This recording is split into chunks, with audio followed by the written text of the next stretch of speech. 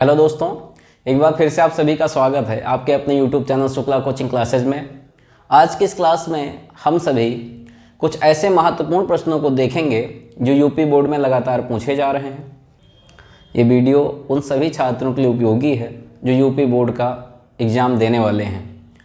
किसी कारणवश अगर कोई छात्र अपनी किताबों का अध्ययन नहीं कर सका है पूरे साल, तो वह इन वीडियोज़ को लगातार देख करके अपनी मैथ की तैयारी कर सकता है। मैं उम्मीद कर रहा हूँ कि ये वीडियो आपको पसंद आएगी। अगर सभी प्रश्न अच्छे से समझ में आए तो अपने दोस्तों के साथ शेयर कीजिएगा। आइए स्टार्ट करते हैं। इस वीडियो में मैंने कुछ चुनिंदा प्रश्नों को रखा है जिनमें सभी बच्चों को लगभग कन्फ्यूजन होती है। आइए देखिएगा ध्यान से। सबसे पहला जो आपका क्वेश्चन दिया हुआ है कि 2 अंकों की एक संख्या में दहाई का अंक इकाई के अंक से 3 गुना है। जब कभी ऐसे प्रश्न आएंगे तो आपको मान लेना है कि माना जो हमारी संख्या होगी, संख्या सदैव 10x + y मान लीजिएगा आप। इसके बाद दिया है इकाई के अंक से 3 गुना है जो दहाई का अंक है। तो आप इधर से आइए, इकाई दहाई सैकड़ा ऐसे ही हम सब पढ़ते हैं। तो यहाँ पे जो दहाई का अंक है वो इकाई के अंक का 3 गुना है। दहाई का जो अंक है इकाई के अंक का 3 गुना है।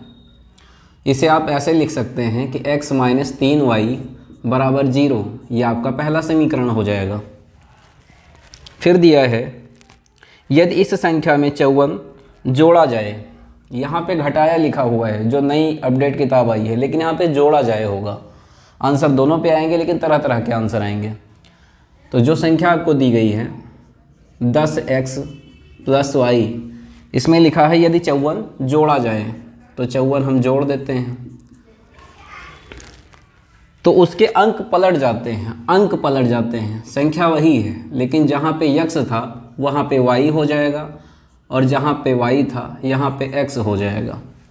अब ध्यान दीजिएगा, 10x + y ऐसे रहने दीजिए। ये वाला 10y इधर ले आइए, -10y हो जाएगा। x जो है ये भी इधर आ जाएगा तो -x हो जाएगा। 54 अपना इधर प्लस में था, इसको इधर ले आएंगे तो -54 हो जाएगा।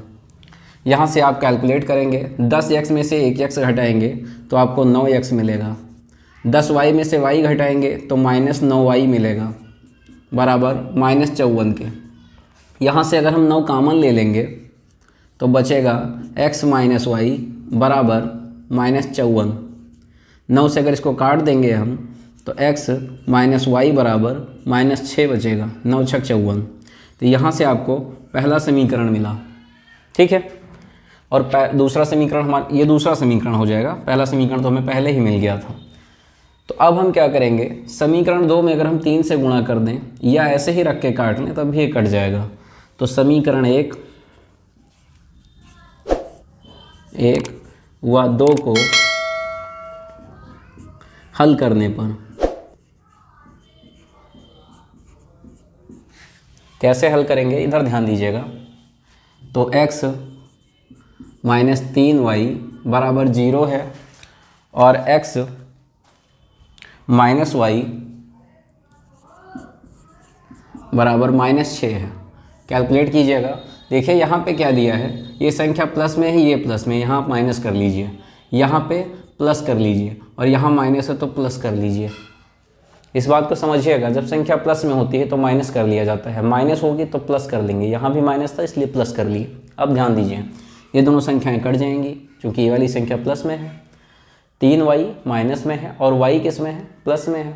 अगर घटाएंगे तो यहाँ पे 2y बचेगा, वो भी किस में बचेगा, माइनस में। और यहाँ पे 6 ऐसे ही उतर जाएगा। लेकिन ध्यान दीजिएगा, बड़ी संख्या क्या थी, माइनस से उतरेगा। अब अगर y की वैल्यू आप निकालेंगे तो यहाँ से y की वैल्यू आपको मिल जाएगी 2 × 3 = 6। y का यही मान हम इस समीकरण में रख लेंगे। तो x बराबर क्या मिला था, 3y। y के जगह पे 3 रखेंगे तो x बराबर 3 × 3 = 9 मिल जाएगा। मतलब हमें यहाँ से x का मान भी मिल गया और y का मान भी मिल गया। हमें संख्या बतानी थी, संख्या हमारी 10x + y थी। संख्या क्या थी, 10x + y। तो हम 10 लिखेंगे, x के जगह पे 9 रखेंगे और y के जगह पे 3 रखेंगे तो 10 9 90 और 3 93, ये आपका आंसर हो जाएगा। मैं उम्मीद कर रहा हूँ ये क्वेश्चन समझ में आया है। इस समीकरण को आपको ध्यान से बनाना है, उसके बाद सारे प्रश्न आपके अच्छे से लग जाएंगे। आइए अगला क्वेश्चन देखते हैं। अगला प्रश्न दिया है कि पिता की उम्र उसके 2 बच्चों की आयु से 3 गुना है। एक पिता है तो पिता की आयु को आप मान लीजिए, मान लिया कि जो पिता की उम्र है उसे हमने x मान लिया कि x वर्ष के हैं, और जो पुत्र है,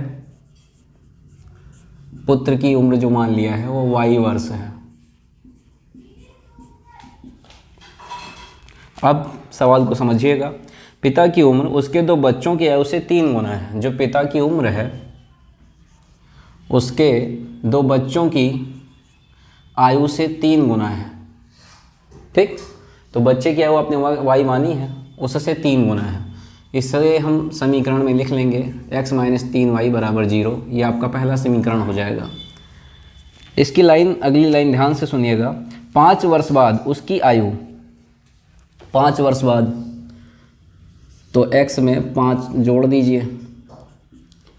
5 वर्ष बाद पिता की जो आयु है उसके बच्चों की आयु, जो बच्चे हैं उनकी आयु के योग के 2 गुनी है। ध्यान दीजिएगा, ये 10 कैसे आया है। 5 वर्ष बाद 2 बच्चे थे तो दोनों की आयु जब होगी तो 5 और 5 मिलकर के 10 वर्ष हो जाएगा, इसीलिए यहाँ पे 10 रखा जाएगा। 5 वर्ष बाद उसकी जो आयु है पिता की, बच्चों की आयु के योग के 2 गुनी हो जाएगी। अब देखिएगा, तो x + 5 ऐसे ही रहेगा, 2 और y का गुणा 2y, 2 का 10 से गुणा 20 हो जाएगा। इसे कैलकुलेट करेंगे तो x ऐसे ही रहेगा, -2y आ जाएगा, और ये 5 उधर ले जाकर घटाएंगे तो ये 15 हो जाएगा। ये आपका समीकरण 2 है। अब आपको क्या करना है, इन्हें सॉल्व कर लेना है।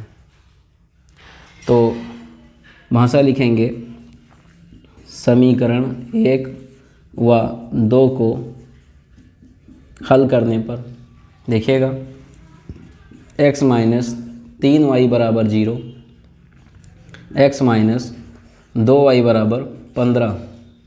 कैसे सॉल्व करेंगे, यहाँ पे क्या है माइनस, ये संख्या प्लस में है माइनस लगा लीजिए, ये माइनस में है प्लस लगा लीजिए, ये प्लस में है माइनस लगा लीजिए। यहाँ से ये दोनों कट जाएंगे। 3y में से अगर हम 2y घटा दें, चूँकि ये संख्या प्लस में है, तो 3y में से 2y घटाने पे हमें सिर्फ y मिलेगा, और वो भी किस में, माइनस में, क्योंकि बड़ी संख्या के सामने माइनस लगा हुआ है। ऐसे 15 जो है ये माइनस में 15 है। यहाँ से अगर हम y की वैल्यू निकालेंगे तो y का मान हमें 15 मिल गया है। अब इसे हम समीकरण 1 में रख लेंगे या यहाँ रख लें, तो x बराबर कितना था, 3y। जो y का मान आप रखोगे, x बराबर 3 गुणे y की जगह पे 15 रखोगे तो x बराबर 45 वर्ष मिल जाएगा। अब आप क्वेश्चन को फिर से देख सकते हैं। पिता की उम्र आपको कितनी मिल गई है, 45 वर्ष, और पुत्र की आयु कितनी मिल गई, 15-15 वर्ष के दोनों बच्चे हैं।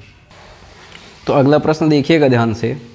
दिया है कि एक भिन्न के अंश व हर का योग उसके अंश से 2 गुने से 4 अधिक है। जब भिन्न वाले प्रश्न आएंगे तो आपको भिन्न को x और y मान लेना है।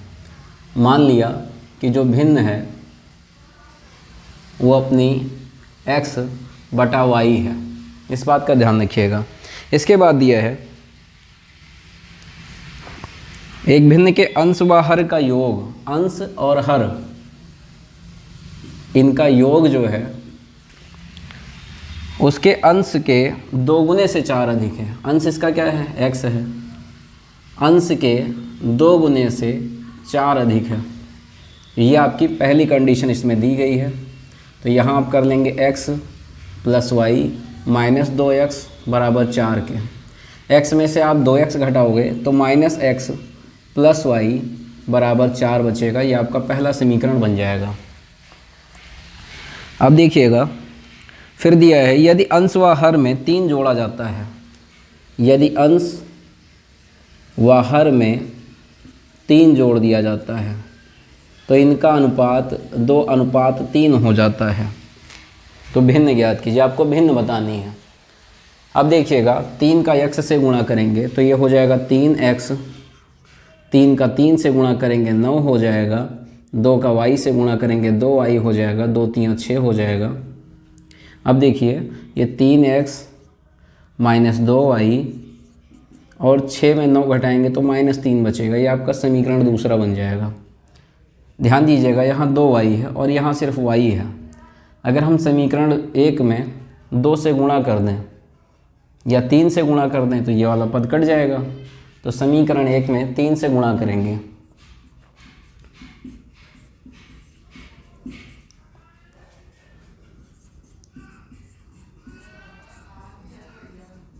समीकरण 2 से हल करने पर, तो समीकरण 1 में जब हम 3 से गुणा करेंगे तो ये -3x का गुणा -3x हो जाएगा, 3y का गुणा 3y हो जाएगा, 3 चौक 12 हो जाएगा।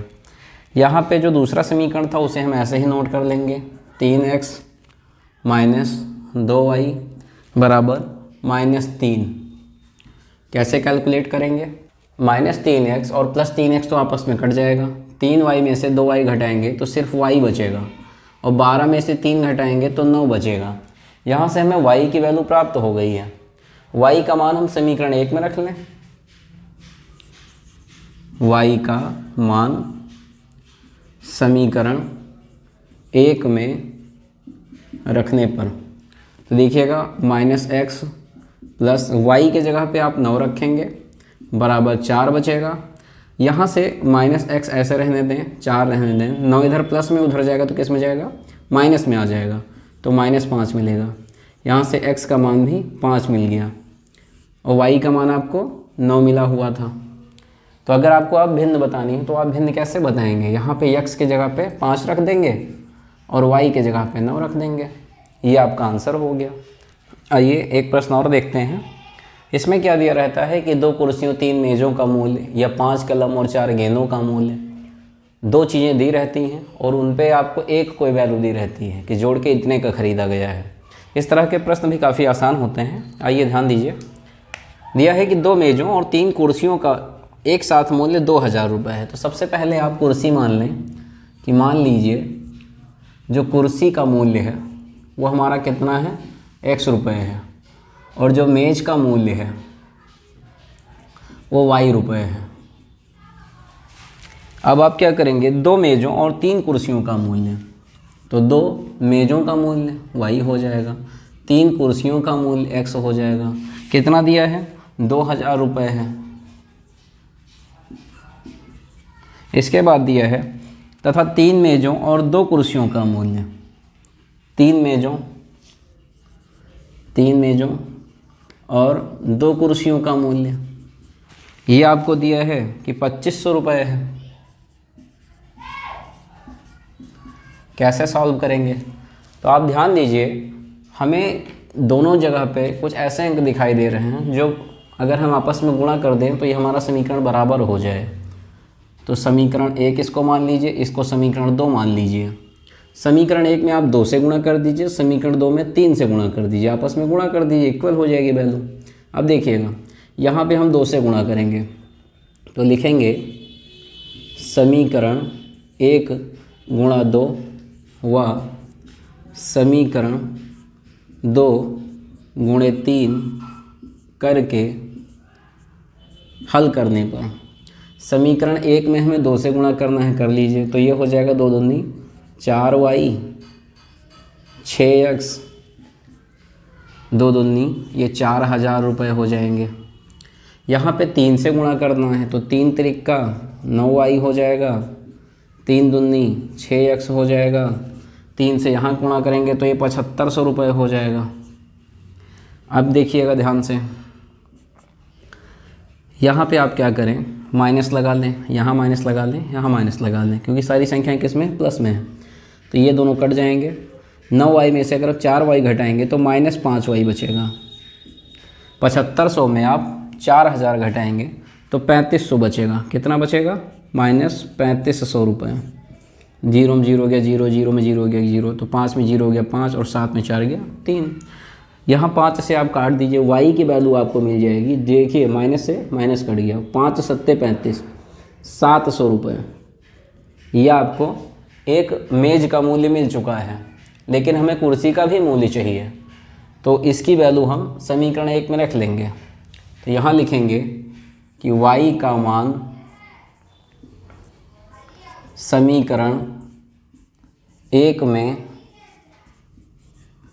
रखने पर, समीकरण 1 देखिए क्या था, यह था 2 गुणे y, तो 2 गुणे y की जगह पे आप क्या लिख देंगे 700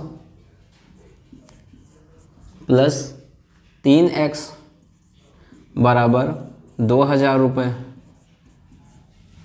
अब ध्यान दीजिएगा, 7 दूनी 1400 हो जाएगा, तो 3x बराबर, ये 1400 उधर ले जा करके घटाएंगे आप तो 600 रुपये आपको मिलेंगे।